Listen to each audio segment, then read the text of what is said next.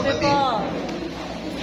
At isang kagalakan na muli po kayong makasama ngayong umaga upang tayo po ay magpuri at sumamba sa ating Panginoon. Napakaganda po ng mga awitin kanina. Po, na talagang mga awitin na atin po kinikilala ang ating Panginoon, ang ating Diyos. Ang Diyos na buhay at Diyos na makapangyarihan at Diyos na mapagmahal. And yung mga songs na yun ay sa combination of yung kung sino ang Panginoon, pagkilala natin sa ating Panginoon, and yun po response po natin doon sa pagkakilala natin sa ating Panginoon. Dahil inibig tayo ng Diyos, anong response po natin? Na pag-ibigin din po natin siya ng totoo. Amen? Dahil si Lord ang nagmahal sa atin ng totoo. Si Lord ang umibig sa atin ng tunay. Ngayong umaga, and this is the first Sunday of April, and ang isa po sa napagamitingan po ng leadership ng simbahan na ito ay ipagpatuloy po natin yung ating wider. Kaya ngayong umaga, ito po yung simula ng mensahe po sa ating integration event. So meron po itong 6 na messages na patuloy po nating pag-aaralan at dapat po nating matutunan. Kaya wala pong kumurap, walang mag-absent, at dapat ang ating mga puso at pandinig ay ating pong i-tune sa ating pong sa ating Panginoon. Okay? Upang makapag-focus po tayo sa ating pong pakikinig ng kanyang mga banal na salita, mga pahayag sa atin. This morning, our message is titled po nito, The Supremacy and Finality of Christ. Sa Tagalog, ang kapangyarihan at katapusan ni Kristo. So baka ma-misunderstood po ninyo yung katapusan ni Kristo. No? Mamaya malalaman po ninyo. So mas maganda po yung magkaroon tayo ng excitement, no? At mayroon tayong aasahan. Ano ba yung ibig sabihin, no? Pag sinabi pong katapusan ni Kristo, hindi po yung nangangahulugan na yun na yung ibig sabihin mawawala na siya, no, sa ating pananampalataya, no? Pag sinabing katapusan, meron pong ibig sabihin yan, mamaya malalaman po natin. Now, sino si Jesucristo para sa iyo? Kapatid, sino si Jesus Christ para sa iyo? Kilala mo na ba siya? Gaano mo naman siya kakilala? Ito po yung ating tatalakayin ngayon. Sinasabi po ng ilang tao na si Jesus ay isang mabuting tao lamang. No? Sinasabi naman ng iba na siya ay isang propeta lamang. Ang ilan ay nagsasabi na siya ay isang mahusay na guro lamang.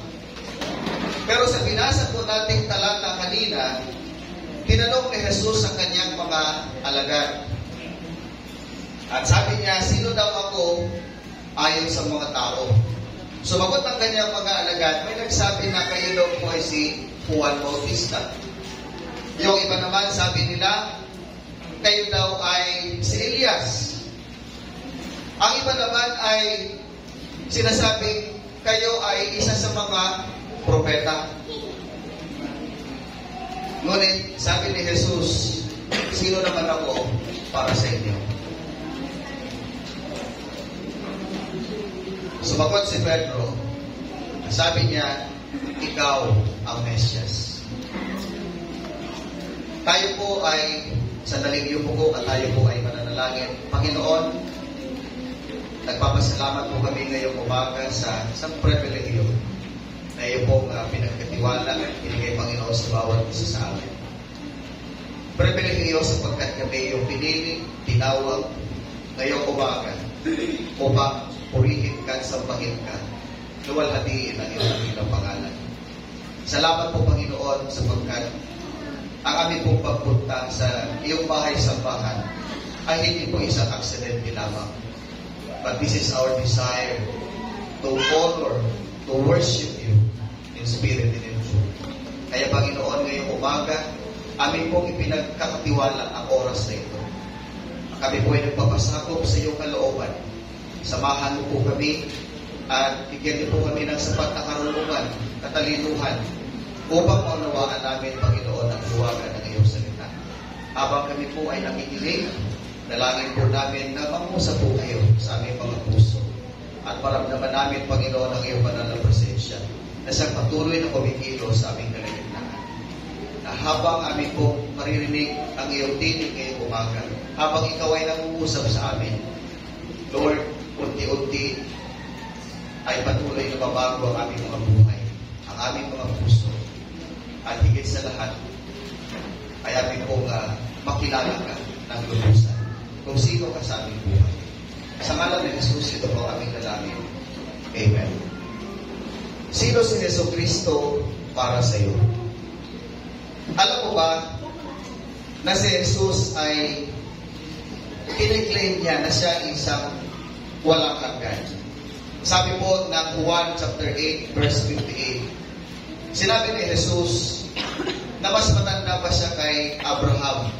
Sinabi niya dito, bago ipanganak si Abraham, ako na. Nasabi rin ni Jesus na siya ay isang dakilang hari na mas dakila kaysa kay Solomon.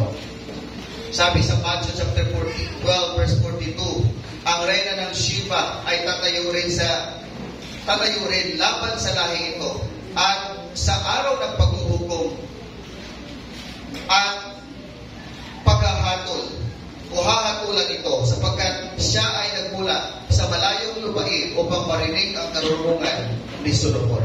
Ngayon, narito ang isang mas dakila kaysa kay Solomon, at ayaw mo makinig. Ang sinasabi po dito, mas dakila kay Solomon at ayaw pakinggan, ay walang iba kundi ang Panginoong Jesus. Sapagkat maraming tao noong New Testament na kung saan ay hindi isang kinikilala bilang Panginoon, bilang Mesiyas. At maraming mga tao ang nagtatanong patungkol sa Kanya. Kaya yung mga tao po noon ay hindi po maniwala na siya na ang Mesiyas na dumating sa kanila. Sa Pahayag chapter 19 verse 16, ang sabi po dito, nakikita natin si Jesus bilang isang matagumpay na hari na nagmarcha sa tagumpay na sinusundan ng mga hukbo ng langit na nakadamit ng puro puting lino. Sa kanyang hita ay nakasulat ang mga salitang ito, Hari ng mga hari at Panginoon ng mga Panginoon. Darating po ang panahon, mga kapatid, na kung saan itong hari ang ating Panginoong Jesus na hindi kinikilala ng maraming tao noon. At magpahanggang ngayon, darating po ang araw na ang ating Panginoong Jesucristo ay kikilalaning hari ng mga hari at Panginoon ng mga Panginoon. Sinasabi ng Biblia na si Jesus ay walang hanggan. Siya ay hari ng mga hari at Panginoon ng mga Panginoon. At siya ang Diyos na higit sa lahat ng mga Diyos. Amen. At ang mga talatang ito na atin pong binasa kanina ay nagpapakita sa atin na tayo ay naglilingkod sa isang dakilang Diyos. Amen? Amen. Ang ating pinaglilingkuran ay dakilang Diyos. Ibig sabihin, hindi sa kung sino-sino lamang. Hindi sa yung Diyos na gawa ng mga tao. Hindi sa yung Diyos na sinasamba at niluluhuran ng mga tao sa pamamagitan ng mga imahen. Kundi ang ating Diyos na sinasamba ay Diyos na tunay at Diyos na makapangyarihan at mayroong kakayanan na pagbuhin ang buhay ng isang tao o ng isang bansa o ng buong sanlibutan. Ang Diyos ay makapangyarihan at Diyos mapagmahal. Ang Diyos din po ay makatarungan. At hinahatulan niya yung mga tao ayon sa kanilang mga gawa. Ngayon naman ay tignan po natin yung binasa natin kanina sa Hebrew chapter 1 verse 1 to 4. At alamin po natin ang higit pa ang tungkol sa sinasabi ng Biblia tungkol sa ating Panginoong Jesucristo. Sabi po dito, noong una ay nagsasalita ang Diyos sa ating mga ninuno sa pamamagitan ng mga propeta sa maraming panahon. At sa iba't ibang paraan. Ngunit sa mga huling ito, at araw na nagsasalita siya sa atin sa pamamagitan ng kanyang anak, na kanyang itinilagang tagapagmana ng lahat ng mga bagay, at sa pamamagitan din niya, ginawa niya ang sansinuko. Take note, sa pamamagitan niya ay ginawa rin niya ang sansinuko. Ang anak ay ningning ng kaluwalhatian ng Diyos at ang eksaktong representasyon ng kanyang pagkatao na sumusuporta sa lahat ng bagay sa pamamagitan ng kanyang makapangyarihang salita. Pagkatapos niyang makapagbigay ng paglilinis para sa mga makasalanan, naupo siya sa kanan ng kamahalan sa langit, kaya siya ay naging higit at nakahihigit sa mga anghel, gaya ng pangalan ng kanyang minana ay higit sa lahat sa kanila. So ang mensahe po ngayong umaga sa araw na ito is very theological. Theology. No? Pag sinabing theology, study of God. Kaya pag-aaralan po natin ngayong umaga ang ating Diyos. Kung sino siya at patuloy natin siyang makikilala sa ating buhay. So una, makikita po natin sa talatang binasa po natin ang kataas-taasang kapangyarihan ng ating Panginoong Jesucristo sa mga dating paraan ng pagpapahayag o pagpapakilala sa Kanya. Ang talatang ito ay hindi po sa anumang paraan na kung saan ay hinahamak ang halaga ng mga batas at mga propeta, kung saan ang Diyos ay nagsalita sa panahon noon, sa mga nagdaang panahon, lalo na po sa Old Testament. Ang gustong ipakita sa atin ng talatang ito ay ang kataas-taasang kapangyarihan ni Kristo sa mga pahayag na ito, at dito natin masasabi na una, itinuturo po ng batas at ng mga propeta ang mga tao ng Diyos sa katotohanan. At sa bagong pagpahayag, sinabi po ni Jesus na siya mismo ang katotohanan. Amen? Si Jesus mismo ang katotohanan. John chapter 14 verse 6. Sabi niya, I am the way, the truth, and the life. And no one comes to the Father except through me. Walang sino man na makakapunta doon sa langit kapag hindi niya tinanggap ang katotohanan na si Jesucristo ay Panginoon at Diyos. Ikalawa, itinuturo ng kautusan at ng mga propeta ang bayan ng Diyos sa liwanag. At sa bagong pahayag ay sinabi ni Jesus na siya mismo ang liwanag. Sabi ni Jesus, I am the light, I am the true light. At ang sino mang lumalakad na doon sa liwanag, dapat hindi na siya liliwanag at dadaan sa kadiliman. O hindi na siya babalik sa kadiliman. Ang dating pagpapahayag ay malabo at bahagyang nagpahayag ng plano ng kaligtasan ng Diyos sa kanyang mga tao. Subalit sa bagong kapahayagan ay dumating si Jesus upang ibigay ang kanyang buhay bilang pantubos at upang ang kaligtasan ay makamit ng lahat ng tao. Kasi noon, kapag ang tao ay nagkasala, magkakatay lang sila ng isang hayop at ito ay kanilang dadalhin doon sa altar ng Panginoon bilang pagpapatawad ng kanilang mga kasalanan. But in the New Testament, ang Panginoong Jesus mismo ang naging alay, ang inihandog para tayo ay mapatawad sa lahat ng ating kasalanan at makamit natin ang kaligtasan. At ito'y maging available sa lahat ng tao. Dati kung sino lang yung mag-offer, sila lang yung maliligtas at mapatawad sa kanyang kasalanan at magkaroon ng kaligtasan. Pero sa ginawa ng ating Panginoong Jesus, lahat ng tao ay maaari pong maligtas. Amen? Ang ginawa ng ating Panginoong Jesus ay para sa lahat ng tao, hindi po para sa iilan lamang. Sinasabi ng Biblia na si Jesus ang pangwakas at ang kompletong kapahayagan ng Diyos mismo at ang katuparan ng batas. So He is the fulfillment of the law. Jesus Christ Himself. Ang Hebreo chapter 1 verse 3 ay mariin na nagpapahayag ng anak ay ang nagniningning ng kaluwalhatian ng Diyos at siya mismo ang eksaktong representasyon ng kanyang pagkatao na umalalay sa lahat ng bagay sa pamamagitan ng kanyang makapangyarihang salita. Kaya ang Biblia po ay hindi dapat natin pinabaliwala. Huwag natin itong babaliwalain sa ating buhay. Sapagkat nandito po nakasaad ang mga salita ng Diyos at ito po ay makapangyarihan at ito po ay nakapagbabago ng buhay ng isang tao, lalo na kung siya ay nagbabasa o hindi lamang nagbabasa kundi pinagbulay-bulayan niya pa ang salita ng ating Panginoon.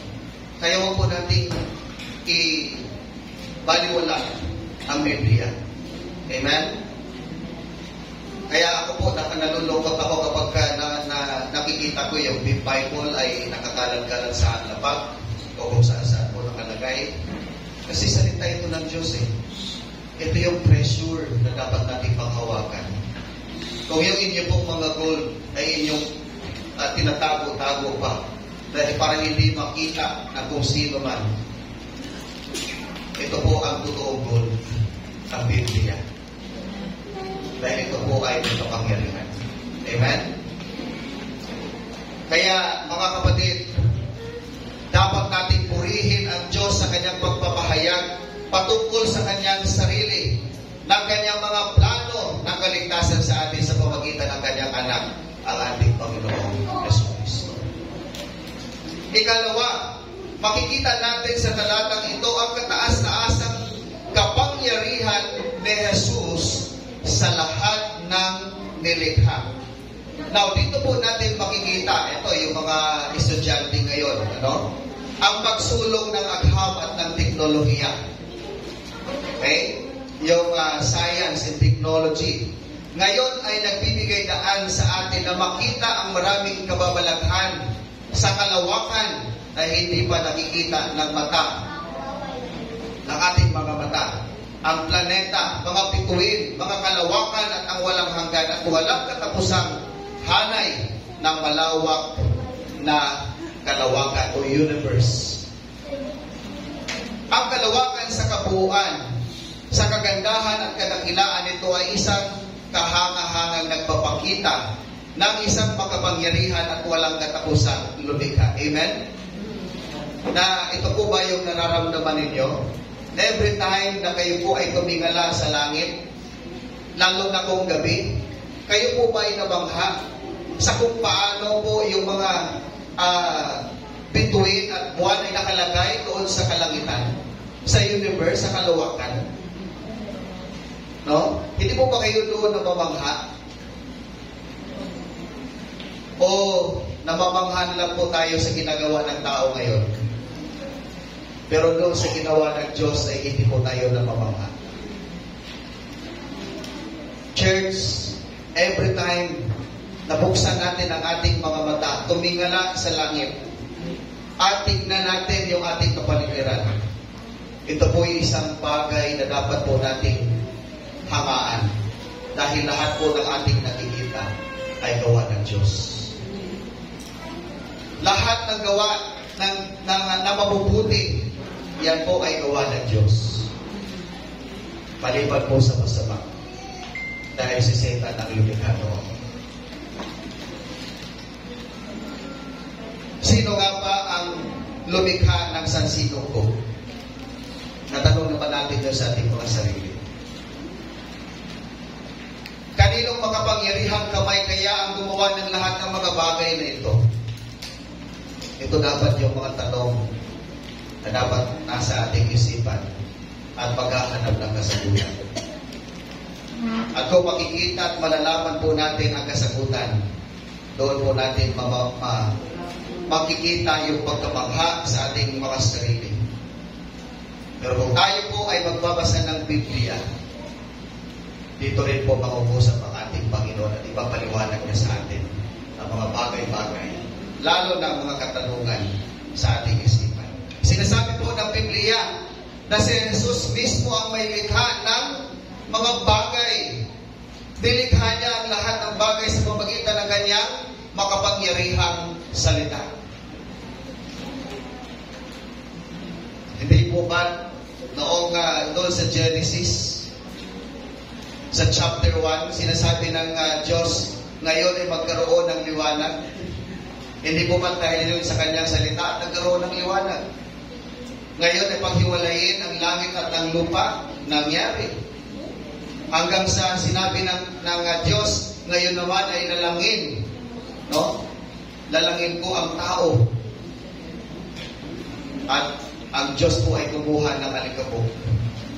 At ito po ay kanyang ginawang tao. Hiningaan. Kaya ikaw ay nandito sa mundo ito. Amen? At yan, lahat ng yan, lahat ng statement na yan ay nasa salita ng Diyos, nasa Biblia. Colossians chapter 1 verse 16, sinabi ni Pablo, sapagkat sa kanya nilalang ang lahat ng mga bagay sa langit at sa lupa, nakikita at di nakikita, maging mga luklukan o mga kapangyarihan o mga pinuno o mga otoridad, lahat ng bagay ay nilalang sa pamamagitan ng ating Panginoon, no? At dito po sinasabi na si Jesus ay tagapagmana rin ng lahat ng bagay.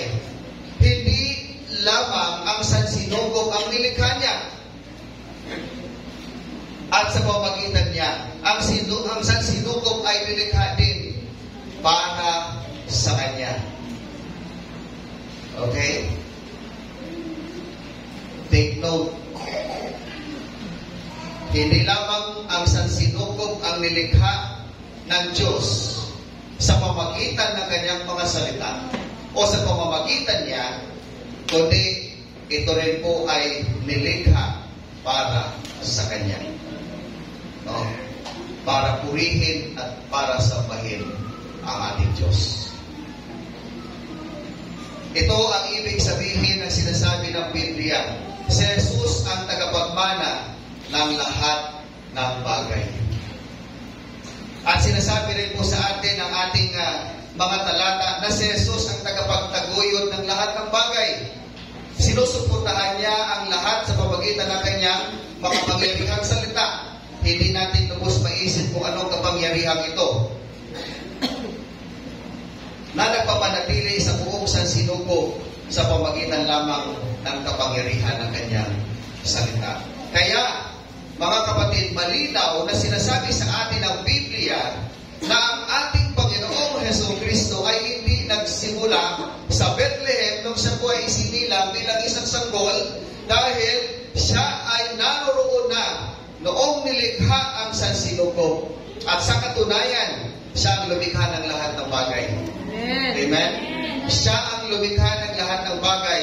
Dahil si Jesus ay tagapaglikha ng lahat ng bagay, lubos po tayong makakaasa sa Kanya. Amen?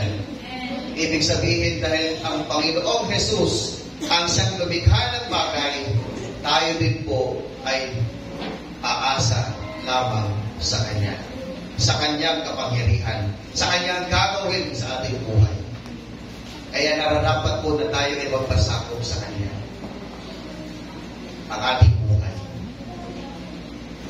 Dapat natin isuko sa ating Panginoon.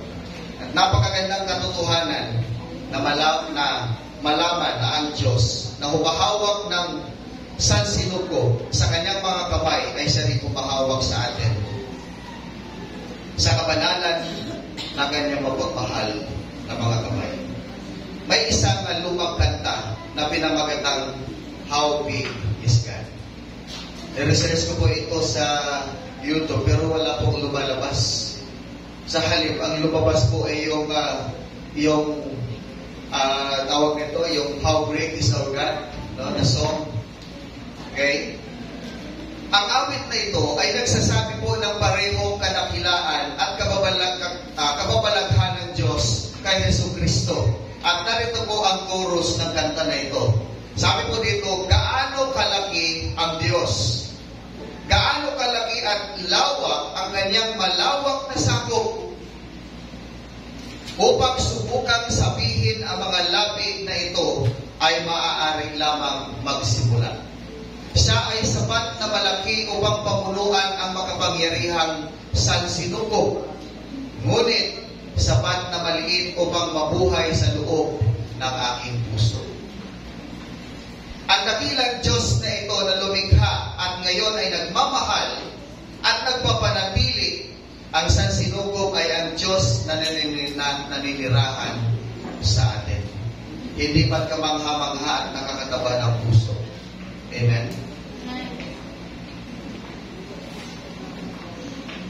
Napakalaking Diyos. Pero, para isang mabuhay